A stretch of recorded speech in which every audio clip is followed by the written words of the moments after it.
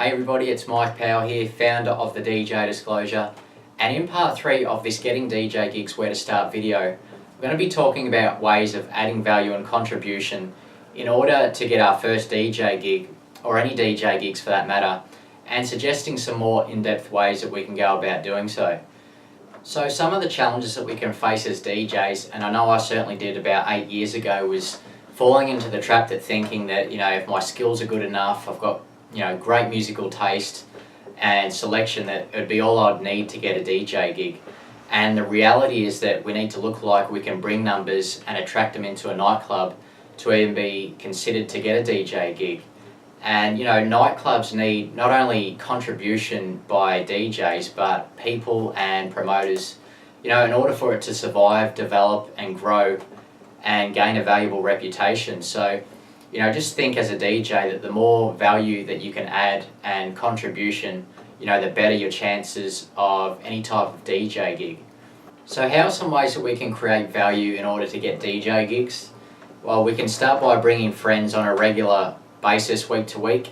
It shows promoters that you're willing to help out and contribute in that way. There's also becoming a promoter yourself. This is a way I started to get DJ gigs, getting to know key contacts and players by spreading the word, selling tickets, and promoting event flyers, willing to help out. Producing your own music, developing your own sound, but having a good online presence. Having great music that it's getting a lot of commenting, liking and sharing shows promoters and nightclubs that you've got good online presence and that you can potentially bring numbers in.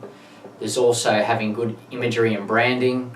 If you look professional online, then promoters are going to want to work with you because it's good promotion for both parties and representation, I should say.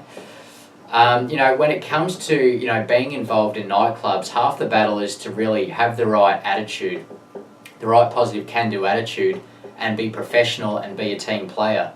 It sounds simple, but there can be a lot of negativity and shit attitudes out there, and it's really half the battle to getting your foot in the door, because people want to work with potential people that are going to be professional and go about their business professionally.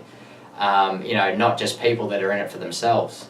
The next point I want to talk about is to really see it from a business perspective, and don't take it personally if you're not getting the results and gigs that you're after.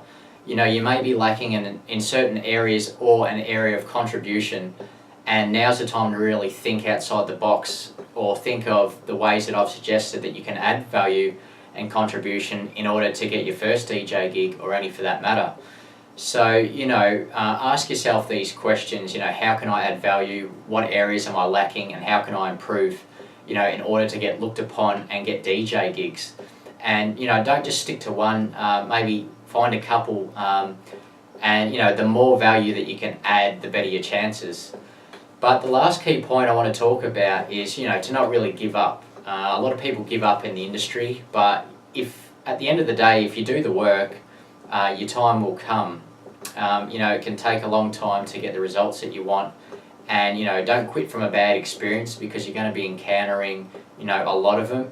And failures and setbacks are going to be a better teacher than success will be.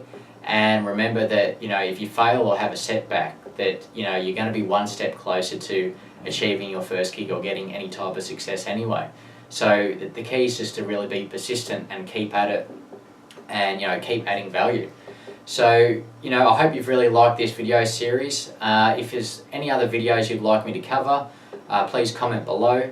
Like, share, follow the DJ Disclosure on YouTube, or check out the website, and I hope to see you in one of the next videos. Cheers.